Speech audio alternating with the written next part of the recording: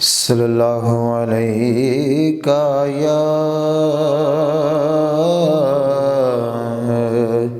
یا رسول اللہ وسلم علیکہ یا حبیب اللہ۔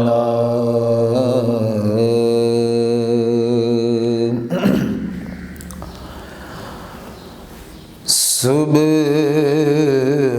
طیبہ میں ہوئی بٹتا ہے باڑا نور کا، صبح طیبہ میں ہوئی بٹتا ہے باڑا نور کا، صبح طیبہ میں ہوئی بٹتا ہے باڑا نور کا، صدقہ لینے نور کا آیا ہے تارا نور کا، تیری نسل پاک میں ہے بچہ بچہ نور کا، تیری نسل پاک میں ہے بچہ بچہ نور کا، تو ہے عین نور تیرا سب گرانہ نور کا، تو ہے عین نور تیرا سب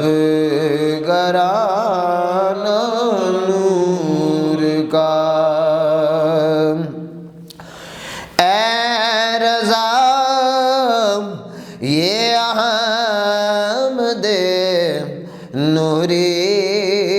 کا فیض نور ہے، اے رضا یہ احمد نوری کا فیض نور ہے، ہو گئی میری غزل پڑھ کر قصیدہ نور کا، ہو گئی میری غزل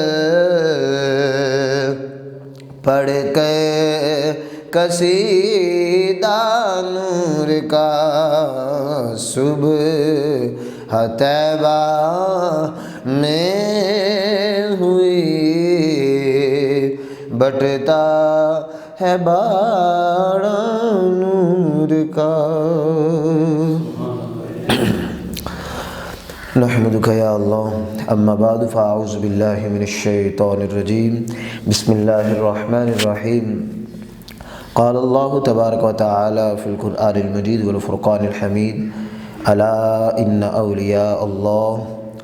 لا خوف علیہم ولا هم يحزنون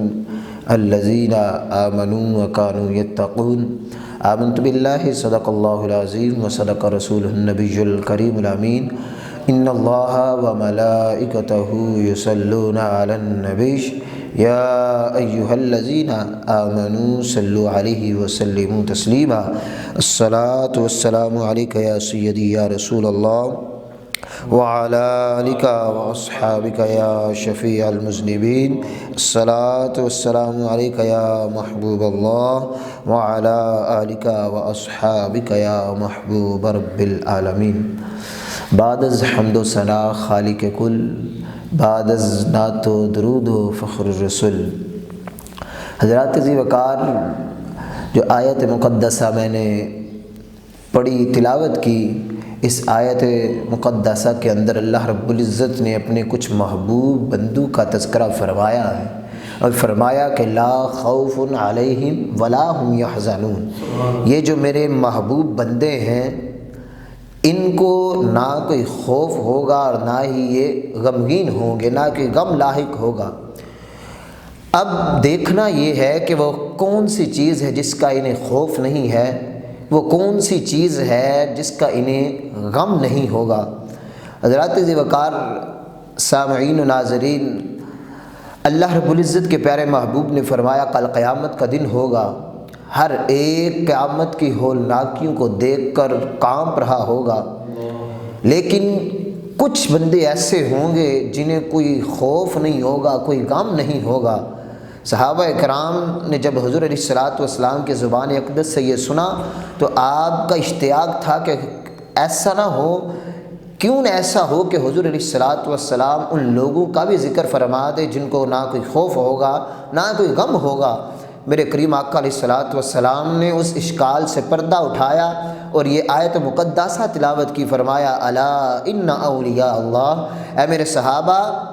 سن لو، وہ اللہ کے ولی ہیں جنہیں کل قیامت کے دن کسی بھی ہولناکی کا نہ کوئی خوف ہوگا نہ ہی کوئی غم لاحق ہوگا، وہ اللہ کے ولی ہیں۔ اب یہاں پر جو لفظ اولیاء آیا ہے یہ ولی کی جمع ہے، اور ولی کے بے شمار معانی ہیں، ان کے اندر ایک معنی جو آج ہم نے بیان کرنا ہے، اس کو سمجھنا ہے، وہ ہے قرب والا معنی کہ، اور یہ قرب والا معنی جو ہے یہ اولیاء کے اندر جو ولی مصدر ہے، یہ مصدر جو ہے یہ کبھی مبنی للفاعل بھی استعمال ہوتا ہے، کبھی مبنی للمفعول بھی استعمال ہوتا ہے۔ یہاں پر اگر اس کو فاعل کے طور پر استعمال کیا جائے تو معنی یہ بنے گا کہ یہ جو اللہ کے قریب ہونے والے لوگ ہیں، جو اللہ کے قرب میں آنے والے لوگ ہیں، ان کو کل قیامت کے دن نہ کوئی خوف ہوگا اور نہ ہی یہ غمگین ہوں گے۔ اب یہ جو اللہ کے ولی ہیں، ان کی پہچان کیسے کرنی ہے؟ آئیے کریم آقا علیہ الصلوۃ والسلام کی پیاری حدیث مبارکہ کا سہارا لیتے ہیں۔ عن ابن عباس رضی اللہ تعالی عنہما قال سئل رسول اللہ صلی اللہ علیہ وسلم عن اولیاء اللہ فقال الذین اذا رؤوا ذکر اللہ، رواہ النسائی۔ حضرت ابن عباس رضی اللہ تعالی عنہ آپ روایت کرتے اس حدیث مبارکہ کو، آپ فرماتے ہیں کہ کریم آقا علیہ الصلوۃ والسلام سے نا پوچھا گیا ان اولیاء اللہ، کہ اللہ کے جو ولی ہیں ان کے متعلق پوچھا گیا، تو فقال، کریم آقا علیہ الصلوۃ والسلام کی زبان اقدس نے فرمایا کہ الذین اذا رؤوا ذکر اللہ، اللہ کے ولی وہ ہیں کہ جب تم ان کے چہرے کی زیارت کرو تو تمہیں ڈائریکٹ اللہ رب العزت کی یاد آ جائے۔ یہ اللہ کے ولی ہیں، ایسے اللہ کے ولی ہوتے ہیں کہ جن کو دیکھ کر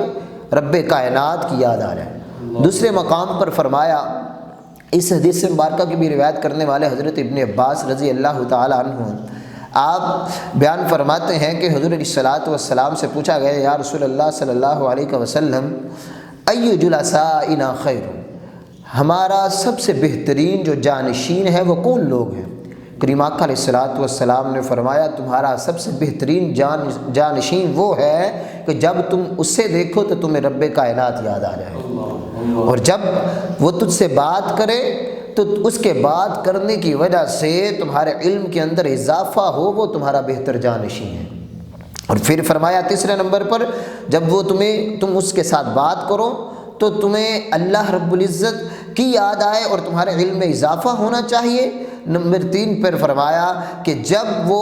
تم ان کے اعمال کو دیکھو تو تمہیں ان کے اعمال کو دیکھنے کی وجہ سے آخرت یاد آ جانی چاہیے۔ یہ سب سے بہترین جو ہمارے جانشین ہیں، جن کے ساتھ ہم اٹھتے بیٹھتے ہیں، وہ سب سے بہترین یہ 3 لوگ ہیں۔ کریم آقا علیہ الصلوۃ والسلام نے ولی کی پہچان کے بارے میں ہمیں یہ ارشاد فرمایا، اور جو ان اولیاء کے ساتھ نسبت رکھتے ہیں، جو ان اولیاء کے ساتھ اعتقاد رکھتے ہیں، ان کو اپنا پیشوا مانتے ہیں، مقتدا مانتے ہیں، ان کو کل قیامت کے دن کیا ملے گا؟ ابو حازم نے اسے روایت کیا ہے، امام بخاری اور مسلم نے اسے روایت کیا ہے، متفق علیہ حدیث مبارکہ ہے۔ آخری حدیث مبارکہ ذکر کرتا ہوں کہ حضور علیہ الصلوۃ والسلام نے فرمایا کل یہ اولیاء جو ہیں یہ اپنے ماننے والوں کا دامن پکڑیں گے،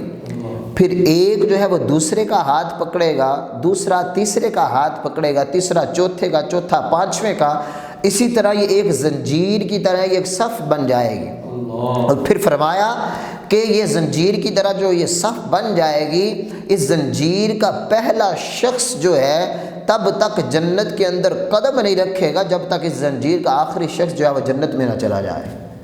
یہ معتقدین کا یہ مقام ہوگا کل قیامت کے دن، جو ان اولیاء کے ساتھ اعتقاد رکھنے والے ہیں۔ پھر حضور علیہ الصلوۃ والسلام نے اسی حدیث مبارکہ کے اندر ارشاد فرمایا کہ اللہ رب العزت کل قیامت کے دن 70,000 لوگوں کو بغیر کسی حساب و کتاب کے بخش دے گا، ان کی بخشش فرمائے گا، اور ان کے چہرے جو ہے وہ 14ویں رات کے چاند کی طرح چمک رہے ہوں گے، اور پھر ان میں سے ہر ایک جو ہے وہ 70,000 کو لے کر جنت میں داخل ہوگا۔ صحابہ اکرام نے جب یہ سنا تو حضور علیہ الصلوۃ والسلام کی بارگاہ میں عرض کی کہ یا رسول اللہ صلی اللہ علیہ وسلم، جب اللہ نے اتنا عطا فرما دیا کہ آپ نے اس سے اور زیادہ نہیں مانگا؟ حضور نے فرمایا کہ صحابہ میں نے اس سے بھی زیادہ مانگا۔ میں نے عرض کیا میرے پروردگار میری امت کو اور زیادہ عطا فرما، میری امت کو اور زیادہ عطا فرما۔ تو اللہ رب العزت نے پہلے 70,000 کا ذکر فرمایا، لیکن جب حضور علیہ الصلوۃ والسلام نے اور اپنی امت کے لیے مانگا تو اللہ رب العزت نے فرمایا میرے محبوب سارے جتنے اولیاء ہیں ان سب کو بغیر حساب و کتاب کے میں کل جنت میں داخلہ جنت میں داخل ہوں گے، اور پھر ان میں سے ہر ایک جو ہے وہ 70,000 کو لے کر جنت میں داخل ہوگا۔ یہ اولیاء کی شان تھی، یہ اولیاء کے ماننے والوں کا مقام تھا کہ کل قیامت کے دن یہ اپنے ماننے والوں کو اس طرح بغیر حساب و کتاب کے جنت میں داخل فرمائیں گے۔ اب 2 اشکال ذکر کرنے ہیں، اس کے بعد اجازت چاہتے ہیں۔ ایک پہلا ہے کہ اولیاء اللہ، یہ جو اللہ کے ولی ہیں، یہ جو قریب ہونے والے ہیں، یہ کس کے قریب ہوتے ہیں؟ اللہ رب العزت نے فرمایا اولیاء اللہ، ان کو جو یہ قرب حاصل ہوتا ہے یہ کسی عام ہستی کا نہیں، بلکہ ان کو قرب جو ہے یہ قرب خداوندی نصیب ہوتا ہے۔ اب ایک علامہ صاحب ایک قابل ذکر اور سمجھنے والی بات ہے کہ ایک چیز ہے، اب یہ آیت مقدسہ کے اندر بیان فرمایا کہ ان کو جو قرب حاصل ہوگا وہ قرب خداوندی ہے۔ تو اللہ رب العزت تو وجود سے پاک ہے، جو وجود سے چیز پاک ہے اس کا قریب ہونا وہ کیسے ممکن ہے؟ کیونکہ یہ چیز ہے، یہ سنری پڑی ہے، یہ میں اس کا وجود ہے، میں کہہ سکتا ہوں کہ میں اس سے اتنا دور ہوں یا یہ مجھ سے اتنا قریب ہے۔ تو اللہ تو قریب ہونے سے پاک ہے، تو جب وہ قریب ہونے سے پاک ہے تو پھر اولیاء کو اللہ کا قرب کیسا، اللہ کا پھر انہیں قرب کیسا حاصل ہے؟ تو ہمارے استاد محترم استاد العلماء شیخ الحدیث علامہ عبد الحلیم سیالوی صاحب زیدہ مجدہ زیدہ شرف ہوا، بیان فرماتے تھے کہ اس آیت مقدسہ کے اندر جو اولیاء کو قرب حاصل ہے وہ ذات خداوندی کا نہیں بلکہ صفات خداوندی کا قرب حاصل ہے، صفات خداوندی کا قرب انہیں حاصل ہوگا۔ اور پھر جس طرح اللہ رب العزت اپنے ماننے والوں پر رحم فرماتا ہے، یہ اللہ کے ولی جو ہیں اللہ کی عطا سے اللہ کی صفات کا اپنے اوپر مظہر کر کے، مظہر بن کے جو ہے وہ اپنے ماننے والوں پر رحم فرماتے ہیں۔ اس لیے جس طرح اللہ رب العزت کے لیے پوری کائنات کے اندر کوئی قریب اور دور ہونا جو ہے وہ قریب اور دور ہونا کوئی محال نہیں ہے، اسی طرح اللہ کے ماننے والے جو اللہ کے ولی تھے وہ بھی ایک وقت میں آنن فانن ایک جگہ سے دوسری جگہ کی خبریں بتا بھی سکتے تھے اور جا بھی سکتے تھے اور آ بھی سکتے تھے۔ یہ اللہ کے ولی تھے، یہ اللہ کے اولیاء کا مقام تھا، اور ان کی اللہ نے بھی نشانی بیان فرمایا الذین آمنوا وکانوا یتقون، یہ جو اللہ کے ولی ہیں یہ ایمان کی دولت سے مالا مال ہوں گے، اور وکانوا یتقون تقوی اور پرہیزگار کے یہ پیکر ہوں گے۔ دعا ہے اللہ تعالیٰ جو کچھ بیان کیا عمل کی توفیق عطا فرمائے، وما توفیقی الا باللہ۔